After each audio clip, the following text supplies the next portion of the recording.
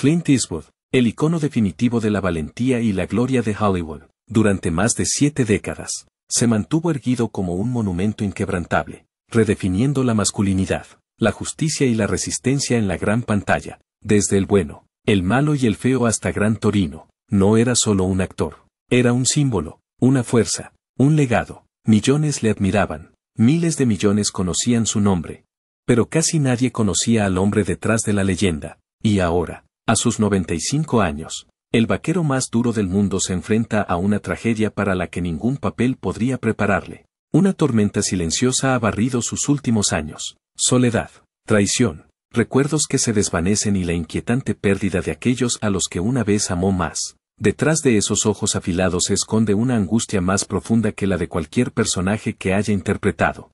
¿Qué le ocurrió realmente a Clint Eastwood en las sombras de la fama? ¿Qué secreto sigue encerrado entre las paredes de su casa vacía? Si alguna vez has conocido o admirado a Clint Eastwood, no olvides darle al botón de me gusta. Tu pequeño gesto es un poderoso homenaje a un extraordinario talento legendario. Antes de que Clint Eastwood se convirtiera en el último auténtico vaquero de Hollywood, no era más que un niño olvidado de la Gran Depresión, temblando en el asiento trasero de un coche, yendo de ciudad en ciudad, sin saber nunca cuál sería su próximo hogar. Nacido en 1930 en los escombros económicos de San Francisco, Clint llegó al mundo con el peso de la supervivencia presionando ya contra su pequeño cuerpo. Su nacimiento fue tan dramático, 4,5 kilogramos, uno de los bebés más grandes que el hospital había visto nunca, que las enfermeras le apodaron Sansón. Pero no fue un comienzo heroico. La familia Eastwood estaba constantemente desarraigada, empujada por los trabajos inestables de su padre, un trabajador del acero cuyo empleo iba y venía como el viento de California. A los 10 años, Clint ya había vivido en más de una docena de ciudades de la costa oeste. No eran simples mudanzas, eran desplazamientos, momentos de dislocación emocional que enseñaron a un niño lo rápido que puede desvanecerse el suelo que tienes debajo. En una rara entrevista, Clint admitió una vez, aprendes a no encariñarte porque nada permanece. Detrás de esa cita se esconde una infancia marcada por frías camas de motel, incómodos primeros días en escuelas desconocidas y un silencio doloroso que más tarde se convertiría en la base de su estoicismo en la pantalla. Su madre, Ruth, era conocida por su estricta disciplina. Su padre, Clint padre, era una figura pasiva, un hombre que intentaba aguantar pero que poco a poco caía en una silenciosa resignación. Ese desequilibrio emocional obligó al joven Clint a depender de sí mismo, forjándose una independencia que rozaba el aislamiento emocional. Los profesores le tachaban de alborotador. Le retrasaron un curso y finalmente le expulsaron del Instituto Pittman por grabar imágenes obscenas en la propiedad escolar. El mundo veía a un chico desafiante, pero en su interior había alguien que pedía a gritos estabilidad, control y conexión. La escuela nunca tuvo sentido para mí, recordaba años después. ¿Pero la música? Eso era diferente. Clint aprendió a tocar el piano a los 12 años, sentado durante horas, con los dedos sangrando porque se negaba a parar hasta que las teclas dejaban de dolerle. El piano se convirtió en algo más que un instrumento, era una metáfora de su espíritu, lleno de cicatrices, solitario e implacable. Ni siquiera entonces soñaba con ser famoso, soñaba con ser escuchado. Imagina a un Clint adolescente practicando hairspin solo en el garaje mientras otros chicos salían a perseguir sueños que él no podía permitirse. Ese es el verdadero comienzo. No un plató de cine, sino un banco agrietado, un teclado polvoriento y un chico construyendo tranquilamente su armadura. Su juventud no fue moldeada por mentores o aplausos. Se forjó en el rechazo, la fugacidad y el silencio. A los 15 años, Clint ya había interiorizado las verdades más duras de la vida. El amor era condicional, la seguridad era temporal y si no cuidabas de ti mismo, nadie lo haría. No son solo detalles de la historia, son las tragedias ocultas detrás de la leyenda. El mismo dolor que le hizo poderoso también le hizo distante. Es desgarrador darse cuenta de que la mirada inquebrantable que vimos más tarde en Harry el Sucio o Sin Perdón no era una actuación, era un recuerdo. El reflejo de una infancia en la que un niño tuvo que convertirse en su propio protector demasiado pronto. Y eso es lo que hace que el ascenso de Clint Eastwood sea tan asombroso, porque de toda esa soledad, no se derrumbó, escaló. Y detrás de la leyenda que celebramos hay un niño al que nunca debemos olvidar. Antes de que Clint Eastwood se pusiera detrás de una cámara o sostuviera la mirada de millones de personas como una figura legendaria de vaquero, se encontró cara a cara con un momento que puso a prueba su voluntad. Frío, desorientador e inolvidable. En 1951, con solo 21 años, mucho antes de las alfombras rojas y los Oscar, Eastwood servía como instructor de natación en el ejército estadounidense en Fort Ord, California. Un viaje de fin de semana a Seattle, aparentemente rutinario, acabó en desastre cuando el avión militar en el que viajaba tuvo un repentino problema con el motor y se vio obligado a realizar un aterrizaje de emergencia frente a la costa de Point Reyes. El accidente le empujó a una prueba de vida o muerte que ninguna escena de Hollywood podría reproducir.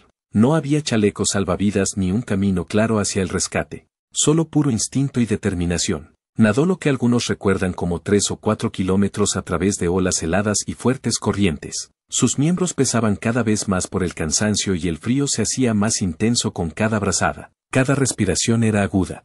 Cada momento se convertía en una batalla mental y física contra los elementos. Sin embargo, siguió adelante, impulsado por algo más profundo que el miedo. Una silenciosa negativa a rendirse. Cuando Eastwood llegó por fin a la orilla, empapado, agotado y temblando de frío, la terrible experiencia no había hecho más que empezar. Aquella noche, marcada por las sombras y el silencio, se convirtió en un punto de inflexión en su vida. Años más tarde, reflexionaría en voz baja, me di cuenta de lo rápido que te pueden arrebatar la vida. Después de aquello no quise perder ni un minuto. Fue más que un escape cercano, fue un despertar personal. A partir de entonces, Clint Eastwood no fue simplemente un hombre, se convirtió en alguien definido por la resistencia, impulsado no solo por la ambición, sino por una profunda urgencia de vivir plenamente con un propósito. Ese capítulo oculto impulsó su implacable disciplina y ética de trabajo. En el plató, se hizo famoso por terminar las películas con rapidez, dirigiendo producciones ajustadas con un enfoque láser. Para otros, parecía eficiencia. Para quienes le conocían, era el eco silencioso de un momento que nunca pudo olvidar.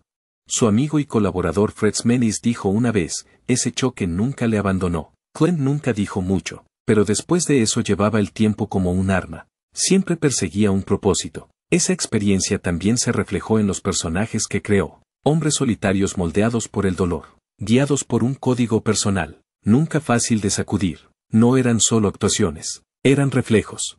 Cada mirada, cada pausa, cada lección en la pantalla estaba cargada con el recuerdo de ese océano frío y vasto y del niño que emergió de él cambiado para siempre. Pero quizá lo más conmovedor de soportar un momento así es que sus secuelas a menudo pasan desapercibidas. La callada necesidad de control, las noches inquietas, el peso interior que llevaba, todo ello perduraba no en los titulares, sino en el silencio. En raras entrevistas, Eastwood ofrecía ideas crípticas como, aprendes que el miedo es temporal, el arrepentimiento es para siempre, y detrás de esa imagen robusta había alguien que una vez se sintió impotente ante la naturaleza, que aprendió pronto lo frágil que puede ser la vida. Quizá por eso, a sus 95 años, sigue contando historias, no para buscar el aplauso, sino para dejar algo tras de sí. No intenta demostrar nada, está rindiendo homenaje a la supervivencia, a las segundas oportunidades, al momento en que salió tambaleándose de aquel mar helado con un corazón que aún latía y un nuevo fuego en su interior que nunca se apagó. Antes de que Clint Eastwood se convirtiera en el hombre cuya mirada podía silenciar una sala y cuya presencia definía un género, no era más que otra cara sin nombre en una ciudad a la que no le importaba quién eras. A principios de los años 50, Hollywood era una máquina implacable. Clint, alto, de voz suave y sin formación formal como actor, se vio inmerso en su engranaje sin armadura. Comenzó con papeles tan menores que su nombre ni siquiera aparecía en los créditos. Un director de casting lo llamó demasiado rígido, otro lo descartó por ser demasiado callado. En un lugar que premiaba el encanto y las maniobras sociales, Clint Eastwood se mantuvo al margen, torpe, reservado y extrañamente desconectado. No era de los que sonreían en las audiciones ni jugaban el juego de Hollywood. Y eso es exactamente porque fue ignorado una y otra vez. Pero lo que los estudios no vieron fue que detrás de ese silencio había algo raro. Persistencia que rayaba en la obsesión. Estudió, no en escuelas de arte dramático, sino observando, absorbió, esperó, aprendió a quedarse quieto mientras los demás intentaban brillar. Su primera oportunidad no llegó gracias a un papel de ensueño, sino a su resistencia. En 1959, tras años de rechazo, fue elegido para el papel de Rory Yates en Roidede. Pero la presencia de Clint en la pantalla, su tranquila intensidad, su negativa a sobreactuar, empezaron a eclipsar incluso al protagonista de la serie. No hablaba mucho, pero no tenía que hacerlo. Los espectadores se sentían atraídos por el misterio de su silencio. No era pulido, pero era real. Fue la primera vez que el mundo se inclinó y prestó atención. Sin embargo, el verdadero estrellato no le llegó hasta que el destino le presentó al director italiano Sergio Leone. Juntos construyeron algo que redefiniría el propio cine. La trilogía $. Un puñado de dólares por unos dólares más y el bueno, el malo y el feo, convirtieron a Clint Eastwood en un fenómeno mundial, pero lo que la mayoría no sabe es que Clint estuvo a punto de rechazar el papel. El guión apenas tenía diálogos. ¿Por qué iba a interesarle a alguien un vaquero que no habla?, se preguntó, pero algo en el silencio le resultaba familiar, casi autobiográfico. Aceptó, y el resto se convirtió en leyenda. Ese desconocido sin nombre, estoico, brutal, moralmente gris, no era solo un personaje. Ira Clint, por fin había encontrado la forma de hablar a través del silencio. Y sin embargo, a pesar de la fama, a pesar de su estatus de icono, una sombra le perseguía. En entrevistas concedidas a lo largo de los años, Clint insinuó una verdad que pocos comprendían. Siempre me he sentido como un extraño, admitió una vez. Incluso cuando estaba en medio de todo, a pesar de los millones de personas que le veían y admiraban, muy pocos le conocían de verdad. Mantenía su círculo reducido, confiaba aún en menos personas y a menudo se retiraba del ruido de Hollywood. Detrás de su endurecido exterior había un hombre que arrastraba en silencio el dolor de la soledad. Siempre el observador, nunca el participante, incluso en la cima de su fama, rodeado de cámaras y admiradores, a menudo se sentía invisible. Esa paradoja se convirtió en la base de sus personajes en pantalla. Hombres solitarios aislados por el destino, temidos y respetados, pero nunca realmente conocidos. No eran actuaciones, eran reflexiones. Clint Eastwood no se convirtió en una estrella por suerte, se convirtió en una estrella porque se negó a desaparecer. Aguantó, observó, esperó, y cuando llegó su momento, no alzó la voz, dejó que el silencio hablara más alto que nadie. Cuando Clint Eastwood se puso por fin detrás de la cámara, no fue para perseguir elogios, fue para recuperar el control sobre una vida y una carrera que tantas veces le habían hecho sentirse impotente. A principios de la década de 1970, a pesar de haberse convertido en una estrella mundial, Clint estaba cada vez más cansado de ser el rostro que otros moldeaban. Los ejecutivos de los estudios cortaron sus instintos. Los directores controlaban cada uno de sus movimientos, y los guiones intentaban enjaularle dentro del mismo personaje que le había hecho famoso. Dirigir no era una ambición, era una huida. Ya no quería que nadie me dijera cómo sentirme, confesó una vez en una rara entrevista. Su primer gran intento, Play Misty for Me, 1971, distaba mucho de ser seguro. Un oscuro thriller psicológico sobre la obsesión y la pérdida, reflejo de su propia lucha contra el caos emocional. Era cruda, sin filtros y profundamente personal. Y aunque los críticos no lo entendieron del todo entonces, fue el comienzo de la verdadera voz de Clint Eastwood. Esa voz alcanzó su pico estruendoso con Sin Perdón en 1992. Un inquietante western que se despojó de la gloria y solo dejó pesar, violencia y hombres rotos. Ganó el premio al mejor director y a la mejor película en los Oscar. Pero esas estatuillas doradas no fueron la victoria. La victoria fue ser escuchado por fin sin filtros. Entonces llegó Million Dollar Baby 2004, un silencioso huracán de dolor y lealtad. En el papel del envejecido entrenador de boxeo Frankie Dunn, Clint volcó en él hasta la última pizca de su propia culpa y de su ternura guardada. No se limitó a interpretar al personaje, ejerció décadas de dolor enterrado. Cuando susurra, no tengo nada, en el acto final de la película, era más que una frase, era toda una vida hablando. Le siguió Gran Torino 2008, que ofreció al público un último vistazo al arquetipo de Eastwood, endurecido, canoso, lleno de furia silenciosa, pero esta vez, la redención se coló como una frágil luz a través de una puerta agrietada. En cada una de sus películas, Eastwood creó personajes que sangraban en silencio, llevaban la culpa como la piel y se mantenían firmes no porque fueran fuertes, sino porque no tenían otra opción.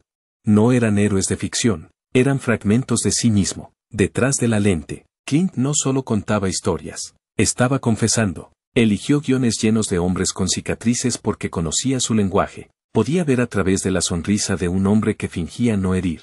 No me gustan los finales ordenados, dijo una vez. Porque la vida no es ordenada. Esa filosofía coloreó cada cuadro que dirigió. Sin pulir, contenida y dolorosamente real. Sin embargo, a pesar de su brillantez detrás de la cámara, El proceso era solitario. Clint a menudo trabajaba casi en silencio, dando instrucciones con asentimientos o palabras sueltas. Los miembros del equipo lo describían como distante, a veces ilegible, pero los que mejor lo conocían no entendían. Era un hombre que hablaba a través de imágenes porque las palabras reales le habían fallado demasiadas veces. Incluso sus colaboradores más cercanos, productores, actores, editores, admitían a menudo que no le conocían de verdad. Mantenía encerrados sus demonios, dejándolos escapar solo a través de las historias que contaba, y aún así, siguió adelante, en sus 80 y 90 años, cuando otros ya se habían retirado. Clint siguió dirigiendo, no por la fama, sino quizá para ir un paso por delante del silencio. Sus proyectos más recientes, como The Mule y Cry Macho, muestran a un hombre que lucha abiertamente con la edad, el arrepentimiento y los fantasmas que nunca se van, porque al final, la cámara se convirtió en su espejo, reflejando el dolor, la perseverancia y la esperanza imposible de un hombre que nunca dejó de intentar dar sentido a sus propias cicatrices. Para un hombre admirado por millones de personas, la verdad más inquietante de Clint Eastwood era esta. Nunca pudo retener a los que amaba. En 1953, a los 23 años, Eastwood se casó con Maggie Johnson, una mujer guapa e inteligente que creyó en él cuando Hollywood no lo hizo. Se conocieron en una cita a ciegas cuando él aún era un don nadie en apuros, con trabajos esporádicos y audiciones para papeles que apenas tenían nombre. Para Maggie, era amor. Para Clint, fue un salvavidas, dijo una vez en voz baja. Ella era firme cuando yo no lo era. En un momento en que Eastwood no sabía lo que le deparaba el futuro, Maggie le dio algo poco común, la fe. Ella estuvo a su lado durante los años de vacas flacas, a través del rechazo, la duda y la lenta y penosa escalada hacia el reconocimiento. Pero el éxito es una tormenta extraña. Cuando Rauidede llegó a las ondas y Clint se hizo famoso, la fama no les unió. Eso les distanció. Detrás de las cámaras, su vida se convirtió en una rutina de largos rodajes, largas ausencias y largos silencios. Maggie esperó lealmente, criando a sus dos hijos, Kyle, nacido en 1968, que llegaría a ser músico de jazz, y Allison, nacida en 1972, que seguiría a su padre en el mundo de la interpretación y la dirección. Los crió casi sola en un hogar que poco a poco se fue volviendo más silencioso, no por la paz, sino por la ausencia. Mientras tanto, Clint se adentraba cada vez más en el mundo de los platós nocturnos y las llamadas telefónicas secretas. Las relaciones extramatrimoniales siguieron, no una vez, sino una y otra vez. El hombre que una vez dijo, no quería estar atado, se encontró emocionalmente desarmado, a la deriva en un mar de admiración, pero carente de auténtica conexión. Ser conocido, confesó una vez, no significa ser comprendido. Maggie lo intentó, perdonó. Soportó los titulares, los susurros, los embarazos repentinos que no eran suyos. Con el paso de los años, aparecieron más niños. Hijos nacidos de otras mujeres en otros hogares con otros nombres. Al menos 6 más estarían vinculados a Clint: Kimber, Scott, Catherine, Francesca, Morgan y Lorie. Algunos reconocidos, otros ocultos, uno incluso dado en adopción. Durante un tiempo, Maggie se aferró a Cal, a Allison, al hombre que una vez conoció, pero a finales de los 70, estaba claro que el Clint con el que se casó se había ido. La distancia entre ellos se había hecho permanente, labrada por la traición y años de abandono emocional. Se separaron en silencio, como si incluso el final de su historia mereciera discreción. Cuando se divorciaron en 1984, tras 3 décadas de matrimonio, no hubo escándalo, sino dolor, sin gritos ni escenas. Solo una mujer que había amado demasiado y un hombre que no podía amar lo suficiente. El acuerdo fue cuantioso, entre 25 y 30 millones, una suma asombrosa en aquella época, pero ninguna cantidad de dinero podría reparar los fragmentos de confianza, los momentos perdidos o el creciente abismo de arrepentimiento. En privado, Clint rara vez hablaba del matrimonio, pero en su trabajo, el dolor se desbordaba, sus personajes se volvieron más solitarios, más agobiados, más rotos. Películas como Tic Trope y Sin Perdón no eran solo actuaciones, eran confesiones. Bajo el estoicismo, había un hombre que lloraba en silencio lo que había perdido, no por accidente, sino por elección. En un raro momento de honestidad, años más tarde, admitió, siempre estaba avanzando, pero a veces me pregunto qué dejé atrás. En Maggie, no solo perdió una esposa, perdió la última versión de sí mismo que creía que el amor podía ser sencillo o seguro, y después de eso, Para Clint Eastwood, el amor nunca sería ni lo uno ni lo otro. Pero si Maggie Johnson fue la mujer que apoyó a Clint Eastwood en su escalada, Sandra Locach fue la mujer que se reunió con él en la cima y le vio caer. No era una amante más. Sandra Locach fue el fuego que Clint Eastwood no pudo domar y la herida que nunca cicatrizó. Cuando se conocieron en 1972 en el rodaje de la película Josie Wells, no solo hubo química, fue una colisión de almas, intensa e irreversible. Por aquel entonces, Clint seguía casado con Maggie, criando a sus 2 hijos, Kyle y Allison, al tiempo que lidiaba con las responsabilidades ocultas de al menos otros 3 hijos, Kimber, Scott y Catherine, fruto de romances anteriores. Sandra también estaba en un matrimonio platónico, pero eso no les detuvo. Durante los 14 años siguientes, fueron inseparables dentro y fuera de la pantalla, compañeros de pasión y dolor. Para el mundo exterior, parecían el dúo de oro del romance hollywoodiense, pero detrás de las cámaras, la historia de amor se convirtió en algo más oscuro, más volátil, más trágico. Sandra dijo una vez, fue el amor de mi vida, pero también el capítulo más doloroso de ella. Lo que empezó siendo eléctrico pronto se convirtió en posesivo. Al parecer, Clint controlaba muchos aspectos de su vida, desde los papeles que podía interpretar hasta las decisiones que tomaba a puerta cerrada. Su relación, antes emocionante, se volvió asfixiante, y cuando abortó 2 veces, al parecer por insistencia de Clint, quedó grabada una angustia de la que nunca se recuperaría. Anhelaba tener hijos, estabilidad, un futuro. En su lugar, obtuvo silencio, distancia y traición. A finales de los 80, todo se vino abajo. Clint había mudado en secreto a otra mujer, la actriz Frances Fazer, con la que más tarde tendría a su hija Francesca, a la casa que una vez compartió con Sandra. Cuando se enteró, la destrozó. Ella recogió los restos emocionales y los llevó a los tribunales, presentando una demanda contra él, no solo por pensión alimenticia, sino por fraude y sabotaje de su carrera. Afirmó que él utilizó su influencia para impedirle trabajar, borrándola de la industria en la que una vez brilló. Aunque Clint llegó a un acuerdo extrajudicial, el daño ya estaba hecho. Esto no fue solo una ruptura, fue una guerra emocional. La muerte lenta de un amor que una vez ardió con demasiada intensidad. Sin embargo, a través de todas las batallas legales, a través de toda la amargura, Sandra nunca dejó de amarlo de verdad. En una de sus últimas entrevistas antes de su muerte en 2018, dijo en voz baja, seguí esperando que él dijera que lo sentía, pero la disculpa nunca llegó. Y cuando ella murió de cáncer, Clint no hizo ninguna declaración pública. No hubo flores ni palabras finales, solo un silencio inquietante, quizá más fuerte que cualquier panegírico. Los cercanos a Clint dicen que nunca fue el mismo después de su muerte, que en algún lugar bajo su sereno exterior, una parte de él murió con ella, tal vez porque en el fondo sabía que no habría una segunda oportunidad, ni reconciliación, ni perdón, solo arrepentimiento. Un hombre que construyó su vida forjando leyendas de fuerza y resistencia, se había enfrentado finalmente a una pérdida demasiado cruda para afrontarla, y en ese silencio, la tragedia de Sandra Locke se convirtió en la suya propia, un amor que destruyó, una culpa que enterró y un recuerdo que el tiempo nunca pudo lavar. Cuando Sandra Locke murió en 2018, Clint Eastwood no dijo nada, ni una declaración, ni un homenaje, ni flores enviadas al servicio.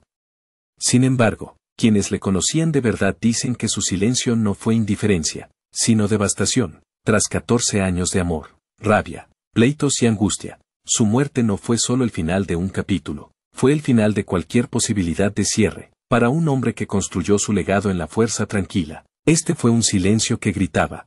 A sus 88 años, Clint había sobrevivido a muchas de las personas que más le importaban, pero perder a Sandra fue diferente. Ella no era solo alguien a quien él había amado. Ella era alguien que había sido testigo de las partes más complicadas de él, alguien que lo había visto crudo, desprevenido, furioso, vulnerable. Y ahora se había ido, llevándose consigo la última oportunidad de reconciliar el caos que dejaron sin resolver. La mujer que una vez intentó olvidar se había convertido en inolvidable. Sus amigos dicen que se volvió más retraído tras su muerte, más introspectivo. En el exterior, siguió trabajando, dirigiendo películas como Richard Jewell y Crimeacho, manteniendo la imagen de una leyenda incansable.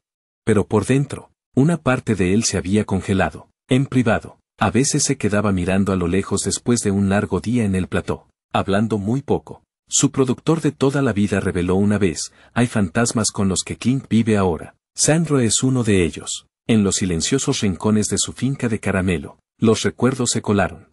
Su risa resonando en viejas habitaciones, el olor de su mezcla de café favorita, el piano en el que una vez se apoyó mientras él componía, todos eran detalles mundanos, pero juntos formaban una inquietante sinfonía de arrepentimiento. No es que Clint deseara que las cosas hubieran sido diferentes entre ellos, era que nunca tuvo la oportunidad de decirlo, no en persona, no con sinceridad. Había pasado décadas construyendo un muro entre él y las personas a las que una vez hizo daño, quizá para protegerlas, o quizá para protegerse a sí mismo de la culpa, pero cuando Sandra murió, ese muro se derrumbó bajo el peso de palabras no dichas. Una vez admitió en un raro momento privado, lo más duro no es perder a alguien, es saber que ayudaste a alejarlos. A pesar de todos los Oscar, los éxitos de taquilla y las alfombras rojas, Clint Eastwood se enfrentaba ahora al más humano de los arrepentimientos, ese que llevamos demasiado tiempo encima y del que hablamos demasiado tarde. Sandra Locach nunca fue un amor más. Ella era el espejo al que él no quería enfrentarse y ahora nunca tendría la oportunidad de hacerlo.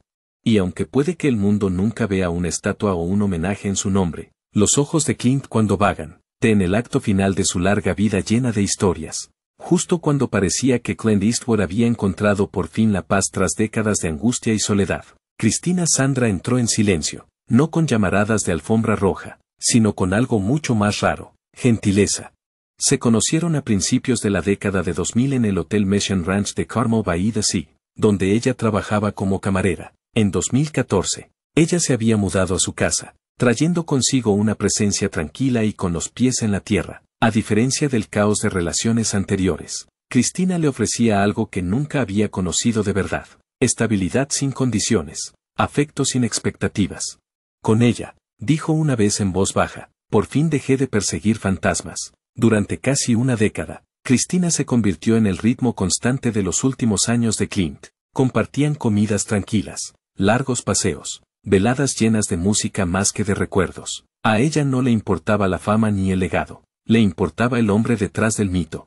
En una vida llena de mujeres que iban y venían, con hijos dispersos por décadas y estados, Cristina era la rara constante, y para un hombre que siempre había estado solo, ella fue la primera en estar realmente a su lado. Pero el 18 de julio de 2024, la tranquilidad se detuvo. Cristina Sandera falleció a los 61 años de edad a causa de una arritmia cardíaca y una arteriopatía coronaria aterosclerótica. No hubo titulares ni entrevistas. Solo una pérdida silenciosa que dejó a Clint Eastwood devastado de una forma que ninguna cámara podría captar jamás. No habló públicamente, salvo una sola línea a través de un portavoz de la familia. Cristina era una mujer encantadora y cariñosa, y la echaré mucho de menos. A los 94 años, Eastwood se quedó atrás una vez más. El hombre que había sobrevivido a accidentes aéreos, traiciones, escándalos y al implacable paso del tiempo, se enfrentaba ahora a un último y cruel silencio. Los vecinos notaron el cambio, las persianas bajadas, el piano quieto, las largas pausas entre avistamientos.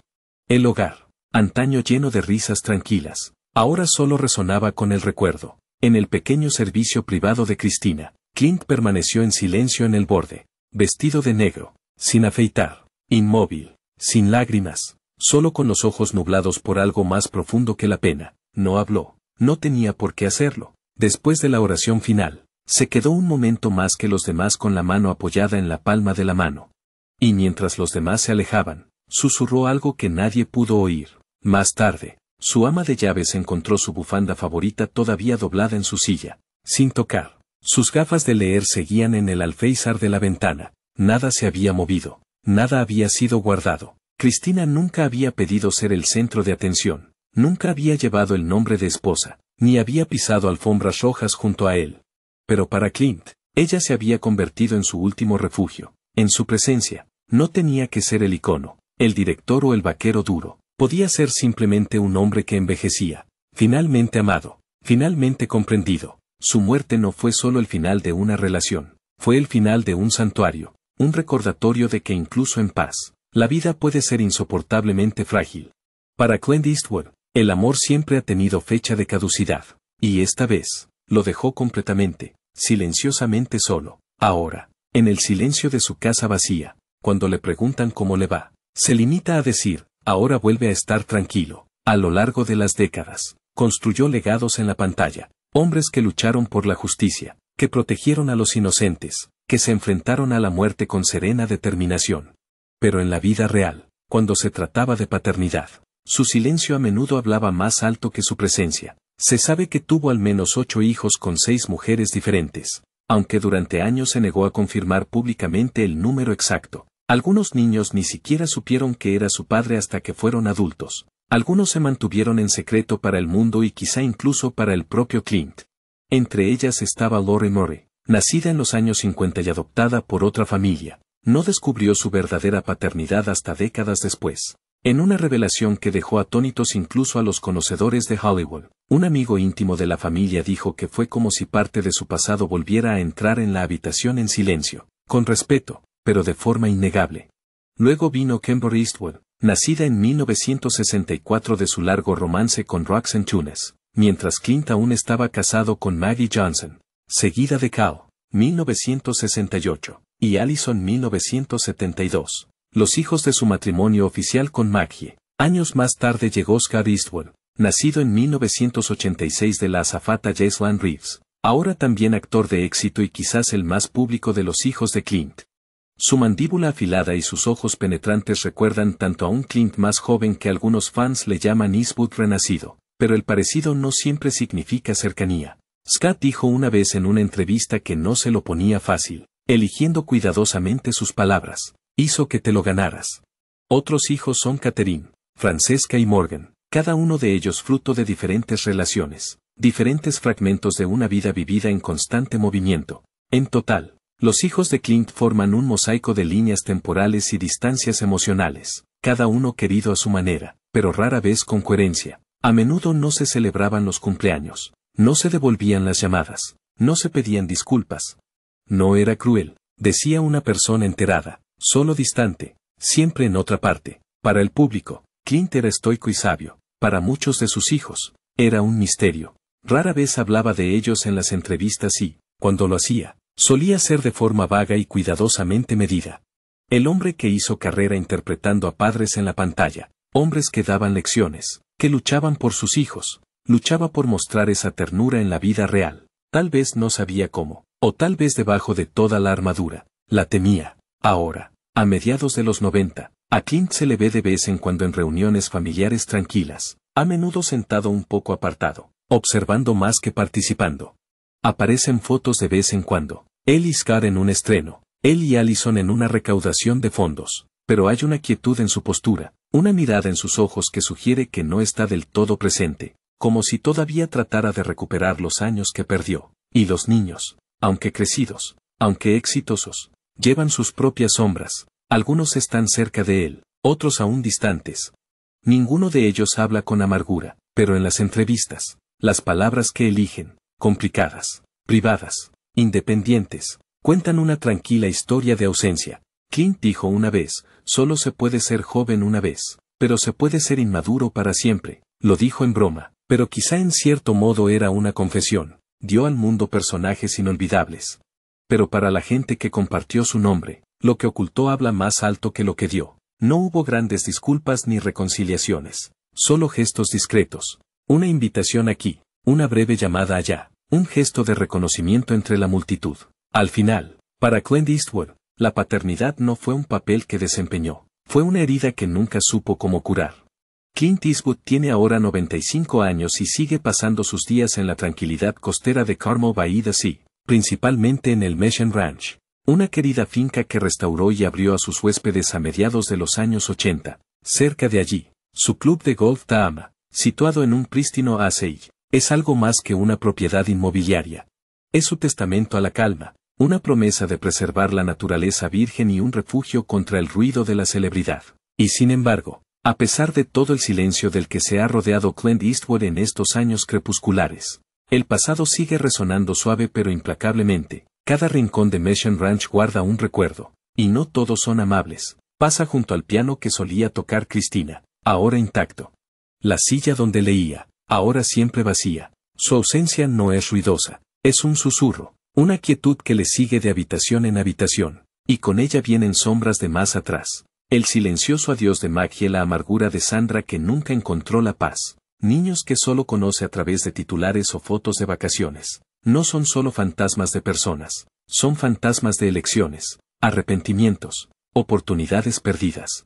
A sus 95 años, no huye de ellos, pero tampoco habla de ellos. Los que le visitan dicen que estos días mira largamente al océano, como si observara algo o a alguien, que dejó a la deriva demasiado lejos para volver a llamar. El tiempo no cura, murmuró una vez en voz baja, solo endurece. No hay guión para un duelo tan lento, no hay vuelta atrás para los momentos que deja escapar. Y así, incluso a la luz dorada de una tarde californiana, Clint Eastwood parece a menudo un hombre que sigue caminando entre tormentas que nunca acabaron de pasar. En estas tierras, donde las ovejas deambulan bajo cielos dorados, Clint ha encontrado su último santuario.